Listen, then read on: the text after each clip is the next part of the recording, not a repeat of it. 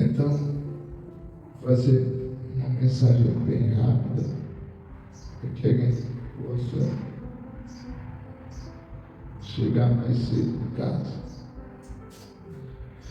Por isso, eu vou chamar você a ler comigo um texto que está falando nesse instante aqui sobre a carne. E eu pensei que tinha salvo um arquivo aqui no lado dele, não salvei. Não tem problema, não.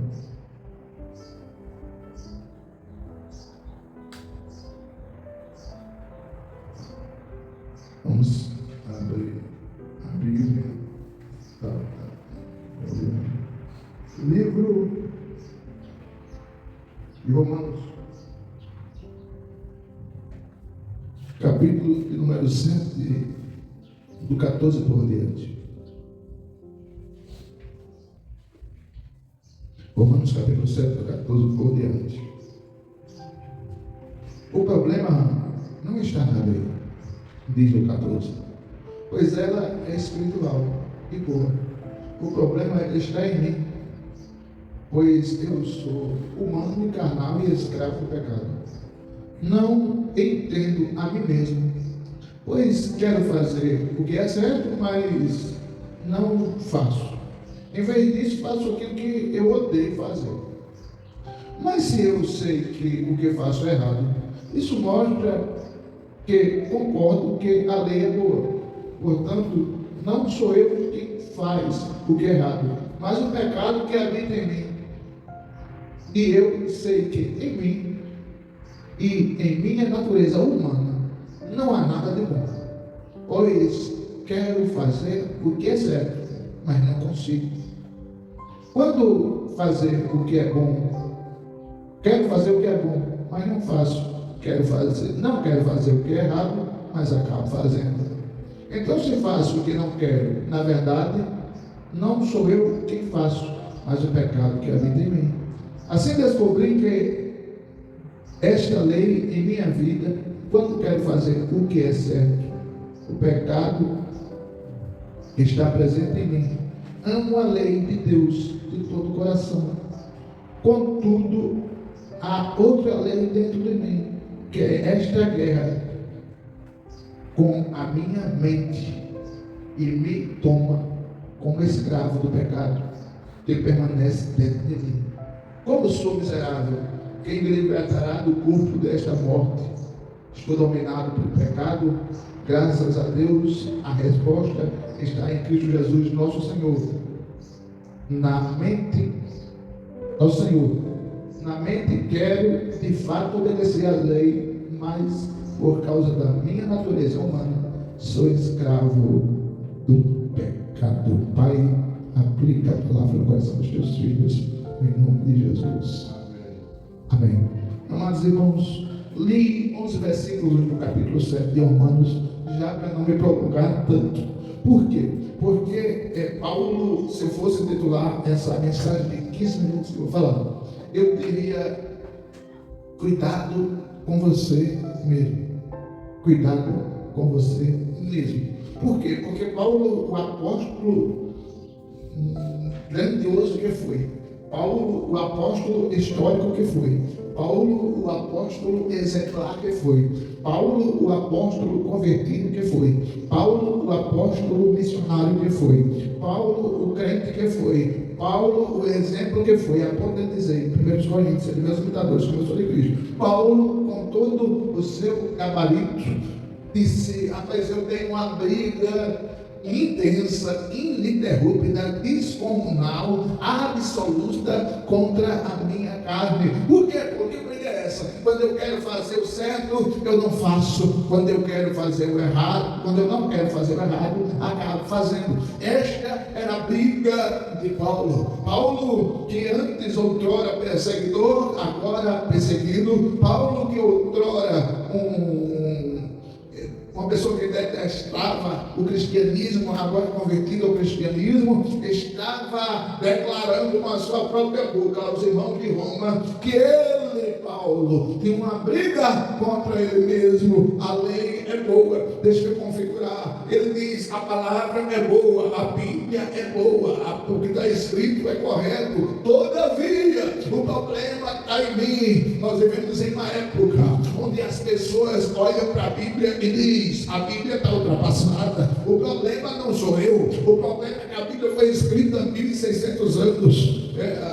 Há mais de 2000 anos, e está ultrapassada. O que é isso? O que a Bíblia diz em Levítico, capítulo número 20, capítulo número 13, está errado. O que a Bíblia diz nas cartas aos irmãos colossenses está errado. O que a Bíblia diz contra isto ou contra aquilo está errado. Não é mais essa época, está bom de mudar a Bíblia. As pessoas não leram esta carta aos Romanos, que diz: ei, o problema não está na Bíblia, não está na lei, não está na palavra. O problema está em mim, que sou agarrado à carne, alimento a carne, faço o que não quero fazer, e o que eu quero fazer, isso já não estou fazendo. O problema não é a lei, o problema sou eu. A Bíblia nunca vai ser um problema na vida daquele que quer seguir a Jesus, porque Paulo mesmo, o grande apóstolo, por que não dizer o maior apóstolo, já deu a receita. Paulo diz, eu vivo numa briga. Eu já vi crente dizer: não, que nada, nesse pecado aí eu não caio não, nesse pecado aí eu dificilmente nem me preocupo com isso. Eu me lembro de uma história de um rei que estava precisando de alguém para pilotar a sua carruagem. Aí ele fez uma pergunta: você é muito habilidoso em manobrar a carruagem?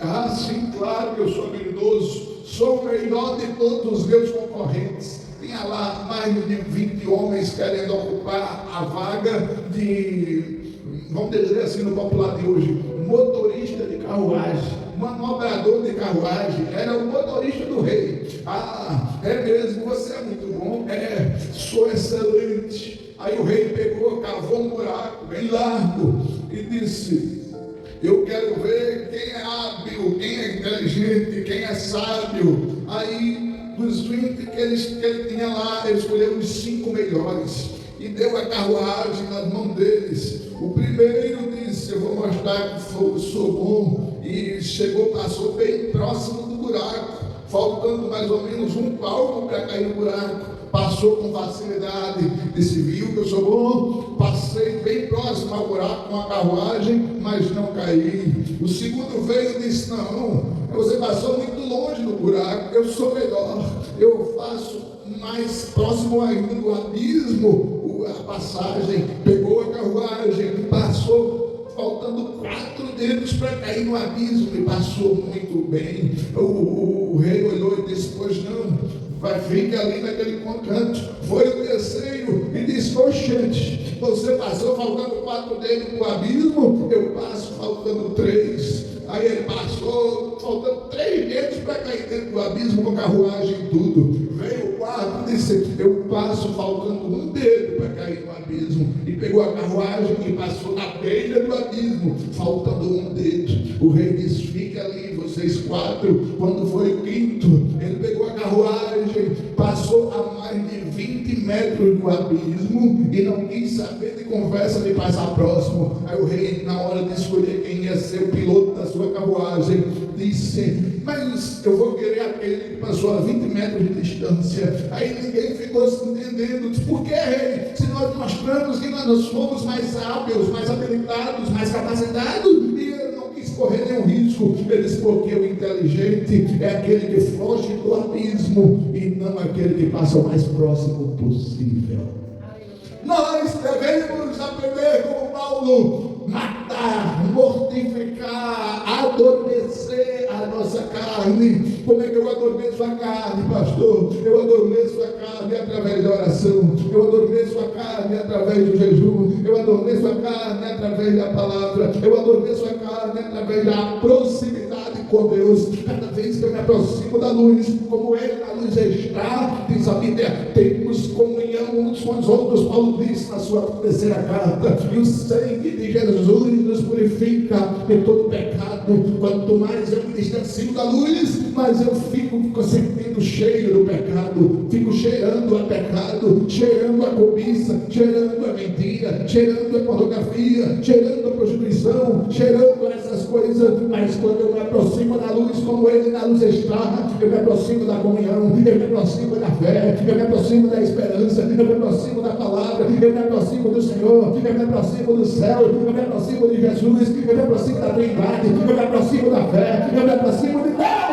Quando eu me aproximo de Jesus, aí dá tudo certo. Meus amados irmãos, Paulo estava dizendo na sua carta: eu tenho uma briga. Que briga é essa, Paulo? Eu não quero fazer o que eu acabo fazendo. E todos nós temos o nosso ponto fraco. Eu tenho alguns, mas eu já falei aqui que o maior deles é o temperamento. Eita, que esse temperamento vive lutando comigo e eu com ele todo dia. Mas você pode sair daqui esta tarde perguntando: qual é o meu ponto fraco? Paulo identificou qual dele. Ele não especificou qual era, mas ele identificou. Essa luta contra a minha carne é terrível. E é Paulo. E ele diz no versículo 16: mas se eu sei que eu faço o que é errado, isso mostra que eu concordo que a lei é boa. Ele está dizendo: o problema está em mim, o problema está na lei, a lei é boa. O versículo 17 diz: portanto, não sou eu que faço errado, mas o pecado que habita em mim. E tem irmãos que pegam esse versículo 14 e diz: mas Paulo disse que era carnal. Se Paulo disse que era carnal, imagine eu. Paulo não quis dizer especificamente que era carnal. Ele disse que sofria as tentações. Ele sofria as adversidades da vida que um cristão fiel sofre. Mas, todavia, ele conta um histórico de luta terrível. Como é o histórico? Ele diz: miserável homem que sou, quem vai me libertar desta minha consciência que me acusa todo dia? Qual a sua consciência não lhe acusa? Ah, irmão, o senhor não vai para o céu não, esqueça isso. O senhor esqueceu que o senhor fez isso, exatamente 10 anos atrás? Ah, Júnior, você não vai para o céu não. Por quê? Porque você falou assim, você tratou assim, você falou para o seu pai assim. Ah, você não vai para o céu não, por quê? Porque você fez isso. A consciência tenta lhe lembrar todo dia. E não é a sua consciência espiritual, é a sua consciência carnal. Pastor, e o crente espiritual tem consciência espiritual? Tem. Como é que o crente tem consciência espiritual? No capítulo 8, no versículo 1 diz: nenhuma condenação há para os que estão em Cristo Jesus. Essa é a consciência espiritual. Aí a consciência é tão espiritual que ela diz: pois os que estão em Cristo Jesus não andam segundo a carne, mas segundo o Espírito.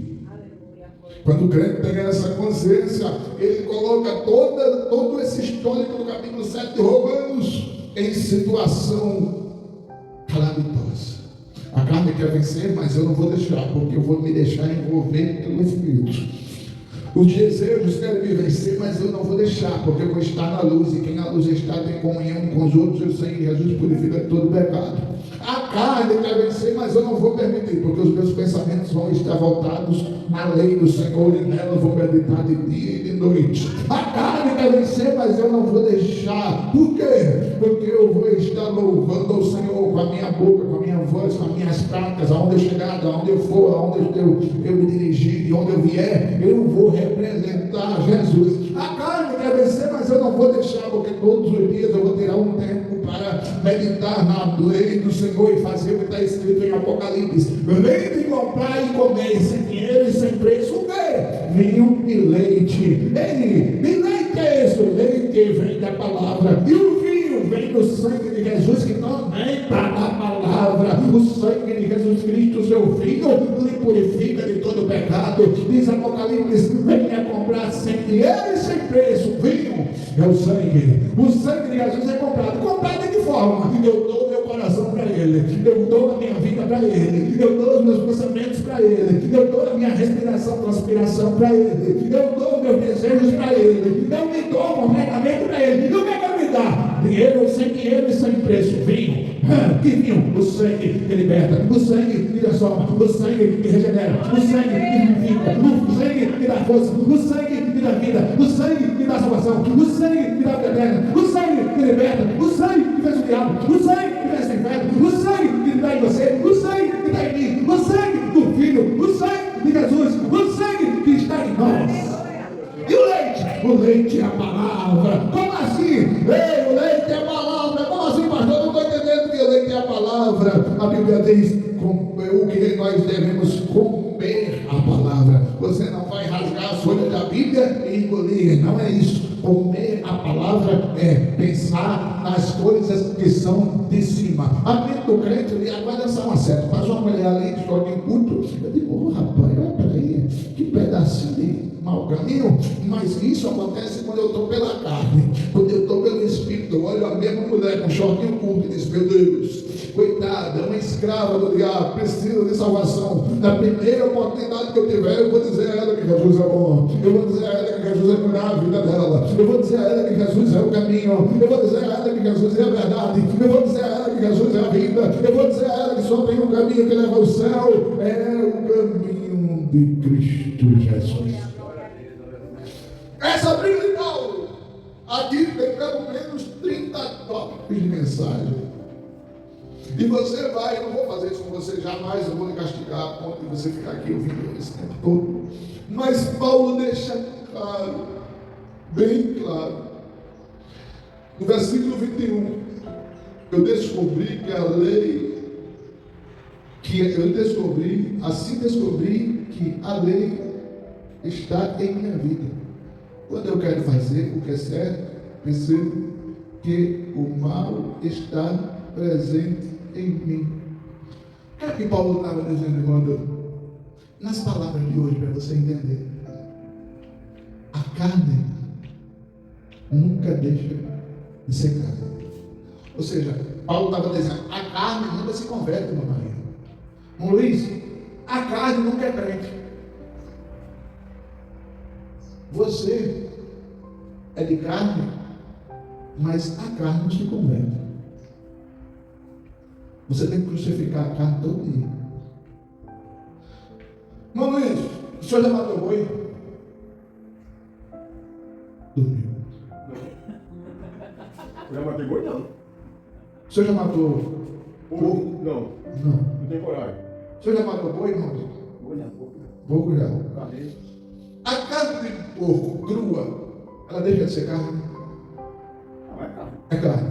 Se o senhor fazer ela guisada, ela deixa de ser carne? É carne. E se assar, ela deixa de ser carne? É carne. E se queimar? Queimar a ponto de ficar como aquela carne que esqueceram na panela e ela queimou meses atrás. Continua carne também.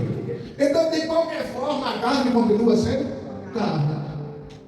Mas, todavia, porém, veja a diferença. Se você pega um dedo de óleo, vamos dar óleo não. Vamos botar, se você pega meia lata de tinta branca, e você dentro dessa lata você joga uma tinta preta, ela deixa de ser branca?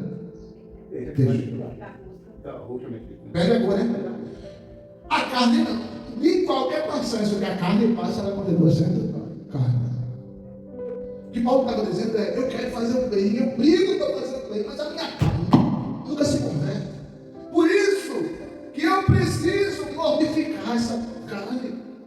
Por isso que a carne não vai subir para encontrar com Deus. Quem vai subir para encontrar com Deus é o Espírito, porque a carne morre. Teoricamente, eu não vou dizer que isso aqui está na Bíblia, mas eu deduzo isso aqui, eu estou conjecturando, a carne morre porque a lei dela ser mortal, essa desgraça não vai ser mortal. Por ela nunca se converter, eu não posso dar vacilo nos meus pontos fracos de outrora. Quais os meus pontos fracos de outrora? Eu era viciado em pornografia, então eu não posso dar vacilo nos meus pontos fracos de outrora. Porque como a minha carne nunca se converte, pode ser que eu olhando uma foto pornográfica, daqui a pouco eu esteja assistindo um filme pornográfico, porque a carne não se converte. Por isso que toda hora eu preciso estar nos pés de Jesus, fortalecendo o espírito, a mente, porque a carne não se converte. Se Paulo, que era Paulo, não conseguiu converter a carne, rapaz, não vou conseguir. Aí eu vejo ele dando vacina, não, rapaz, eu sento numa roda ali, vejo todo mundo beber cachaça, mas eu jamais. Uma hora não vai cair, porque a carne não se converte. Ah, eu estava na roda ali, eu vi todo mundo tomando um gole de 51, mas eu não tomo jamais. Uma hora tu vai cair, porque a carne não se converte. Infelizmente, acredito eu que se a carne se convertesse, a gente ia de corpo todo para o céu, não é só o espírito não. Aí nós precisamos entender, se Paulo deixou essa carta aos romanos, dizendo que ele brigava contra a carne, imagine, eu vejo crentes ficar 1 mês, 6 meses, 2 meses, 3 meses sem vir na igreja. Poxa, se você não consegue prestar um culto a Deus na igreja, fica faltando 2, 3 meses, você vai fortalecer o espírito e mortificar a carne em casa. Como? Na frente do Big Brother, na frente do Fantástico, na frente do Brasileirão, na frente do Luciano Huck, na frente da Record. Não tem como fortalecer o espírito. Você vai fortalecer a carne. A carne vai dar bote e você vai acabar caindo nos seus pontos fracos. E o diabo vai estar esperando para você cair no abismo. Então nós precisamos aprender hoje. Passou muito bem. Precisamos aprender hoje a mortificar a carne. Amém? Vamos encerrar, porque senão vai escurecer. Ainda tem mais 10 minutos. Deixa para depois. Amanhã o nosso irmão Adão vai essa palavra. Quero ver quando é que o Adão vai levar essa assunto. Não, diga isso não. Diga isso não. O Espírito de Deus habita no Senhor. O Senhor tem a mente de Cristo. Jesus. Não vai me dizer que o senhor vai. Aqui, não, Adão. Vamos tirar o irmão à tarde para vir aqui para tirar todas as dúvidas do irmão Adão. Anota a partir de hoje. O problema é que o senhor não faz aquilo que a gente orienta. Por quê? O senhor lê a palavra com caderninho. O senhor já tem anotado o que o senhor não entendeu? Ele não tem uma pergunta anotada. Não é. Hã? Eu quero ouvir o que vocês dizem e para amanhã perguntar, não sabia vocês nada. Não, mas o senhor não sabe o que ele deve fazer, não. Como é que um cristão deve se portar, irmão Adão? O senhor não sabe, não? Então, como é que o senhor disse que não aprendeu nada? Mas eu quero ler e explicar, eu quero fazer isso. Deus, muito obrigado, Senhor, pelo culto de hoje. Sem energia, mas com energia espiritual. Obrigado pelo irmão Luiz, Senhor. Não deixe ele ir para Taquarana de jeito nenhum. Pai, em nome de Jesus, muito obrigado pelo irmão Adão, Senhor. Muito obrigado mesmo pelo teu servo, Senhor. O Senhor sabe o amor que tem no coração meu e da minha esposa por esses irmãos. Muito obrigado pela irmã Maria, que se dedicado, Senhor. Não faltou um culto até hoje. Pai, obrigado pelo culto de hoje. Eu já te agradeço pelo culto de amanhã. Em nome de Jesus. Amém. Que o amor de Deus, a graça do Senhor Jesus e as duas consolações do Divino Espírito Santo seja com você, a sua casa, a sua família, em nome de Jesus. E você diz?